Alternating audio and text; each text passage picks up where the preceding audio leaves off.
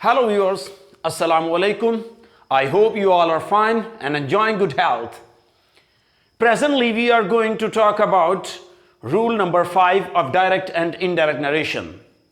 आज हम बात करने जा रहे हैं डायरेक्ट इनडायरेक्ट नरेशन के रूल नंबर 5 के मुतालिक, जिसमें हम डिस्कस करेंगे एक्सक्लेमेटरी सेंटेंसेस। उर्दू में हम इनको इस्तजाबिया फिकरात भी कहते हैं। एक्सक्लेमेटरी सेंटेंसेस इंग्लिश में हम बोलते हैं ऐसे फिकरात जिनमें गम, खुशी और हैरत ये तीन चीजें पाई जाएं, वो एक्सक्लेमेटरी सेंटेंसेस कहलाते हैं। इन चीजों का इजहार किया जाता है, गम, खुशी, हैरत, ऐसे सेंटेंसेस के अंदर। यहां मैंने आपके सामने 3 कॉलम नीचे ड्रॉ किए हैं, फॉर सारो, फॉर वंडर और फॉर जॉय। फॉर सारो, गम के लिए हम जो वर्ड्स यूज करते हैं वो हैं अलास, हा, अलैक, अमूमन ये वर्ड यूज होते हैं। और फॉर वंडर, हैरत के लिए, ताज्जुब के लिए जो हम वर्ड यूज करते हैं वो हैं हाउ, वाटा, वाओ, ये वर्ड यूज करते हैं। और जो खुशी के लिए हैं उनमें हम आहा, हुर्रा, ब्रेवो, इस तरह के वर्ड्स यूज करते हैं। अब आपको अगर फिक्रे के अंदर, सेंटेंस के अंदर इस तरह के वर्ड मिल जाएं, अलास, हा, अलैक, तो आपको फौरन पता चल जाना चाहिए कि ये इस फिक्रे में सारों को बयान किया गया है, गम को। और अगर आपको किसी फिक्रे के अंदर हाउ, वाटा, वाओ, इस तरह के वर्ड मिले तो आपको फौरन पता चल जाना चाहिए कि ये जो सेंटेंस है इसमें हैरत को जाहिर किया गया है, वंडर को जाहिर किया गया है। अगर आपको किसी सेंटेंस के अंदर आहा, हुर्रा, ब्रेवो, इस तरह के वर्ड मिलते हैं तो फिर यकीनन वो जो सेंटेंस है वो जॉय यानी खुशी को जाहिर कर रहा है। अब हम क्या करते हैं, इसमें हम इसका जो सेट टू है उसको हम एक्सक्लेम्ड विद सारो में चेंज करेंगे। जब ये वर्ड आएंगे, अलास, हा, अलैक, इस तरह के वर्ड्स आएंगे तो हम सेट टू को एक्सक्लेम्ड विद सारो में चेंज कर देंगे।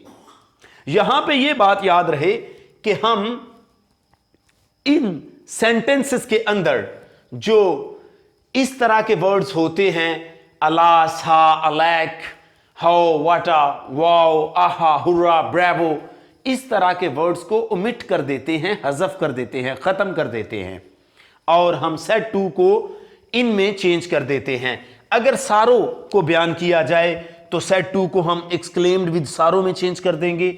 अगर वंडर जो है वो आ जाए, यानी इस तरह के वर्ड्स आ जाए, हाउ, वाटा, वाओ, तो हम सेट टू को एक्सक्लेम्ड विद वंडर में चेंज कर देंगे।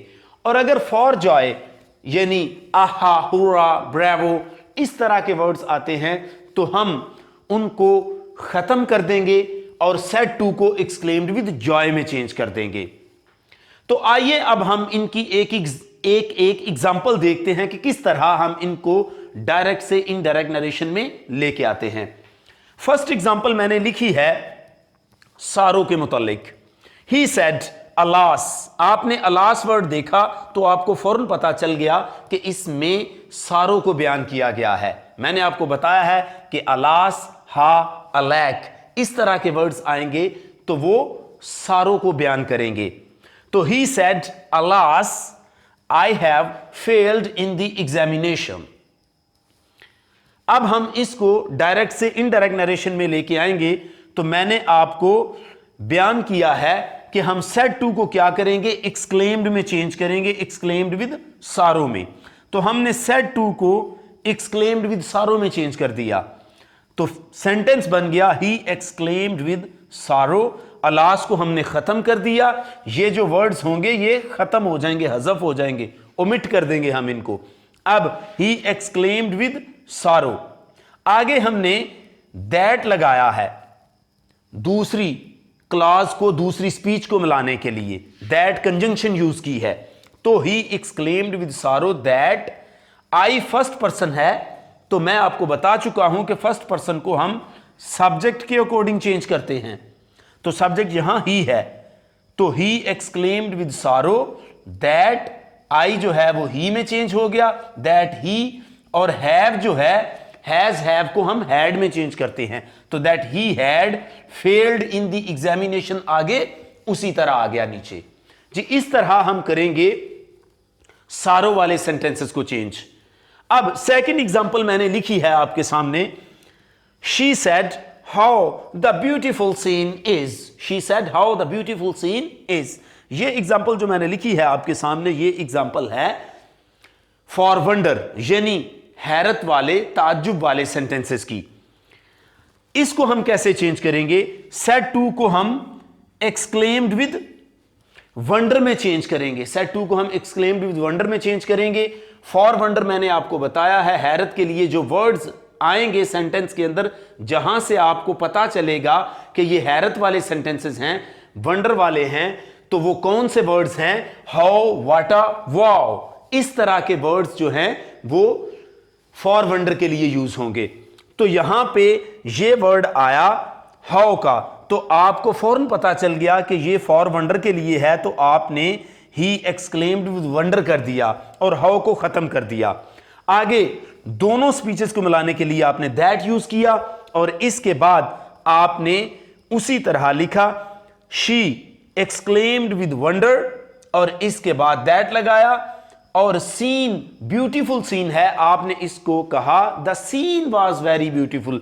इज आर एम को आपने वाज वर में चेंज किया और the scene was very beautiful कर दिया। अगर हम अपनी तरफ से यहां एक सब्जेक्ट ले लें, इट, इंट्रोडक्टरी सब्जेक्ट जिसे हम बोलते हैं अपनी तरफ से, तो फिर भी ये सेंटेंस ऐसे बन सकता है that it was very beautiful scene.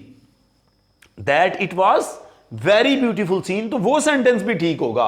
उस सेंस में भी हम इसको चेंज कर सकते हैं डायरेक्ट से इनडायरेक्ट नरेशन में। तो यहां पे मैंने जो चेंज किया है वो इस तरह किया कि that the scene was very beautiful, हमने इस तरह इसको चेंज कर दिया। थर्ड एग्जाम्पल में हम देखते हैं कि थर्ड एग्जाम्पल मैंने आपके सामने लिखी है फॉर जॉय के लिए। और हमें कैसे पता चला जॉय का?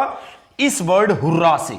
मैंने आपको ऊपर बयान किया फॉर जॉय के लिए हम जो वर्ड्स यूज करते हैं वो आहा, हुर्रा, ब्रावो, इस तरह के वर्ड यूज होते हैं। तो इन वर्ड से हमें पता चलता है कि फॉर जॉय के लिए ये सेंटेंस यूज हुआ है। अब हमने सेंटेंस लिखा he said hurrah I have one the medal. जब हम इसको डायरेक्ट से हम इनडायरेक्ट नरेशन में लेके आएंगे तो हम कहेंगे ही एक्सक्लेम्ड विद जॉय।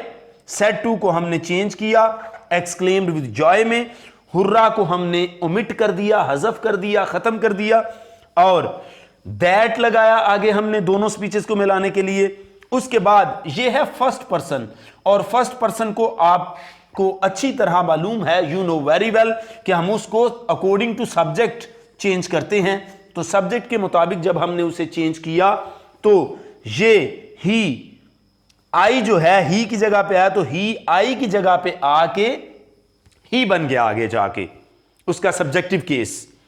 तो ही हैज हैव को हमने हैड में चेंज किया तो क्या बन गया?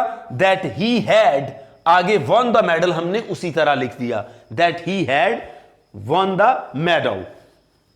जी, इस तरह आपने देखा कि हमने किस तरह फॉर सारो, फॉर वंडर और फॉर जॉय तीनों सेंटेंसेस की मैंने आपको एग्जांपल्स देके अलग अलग मेथड से समझा दिया। उम्मीद करता हूं आज की इस वीडियो में आपको एक्सक्लेमेटरी सेंटेंसेस की अच्छी तरह समझ आ गई होगी। जिन लोगों ने अभी तक मेरे चैनल को सब्सक्राइब नहीं किया वो मेरे चैनल पूरी बात को सब्सक्राइब करें। Thanks for watching video. Allah Hafiz.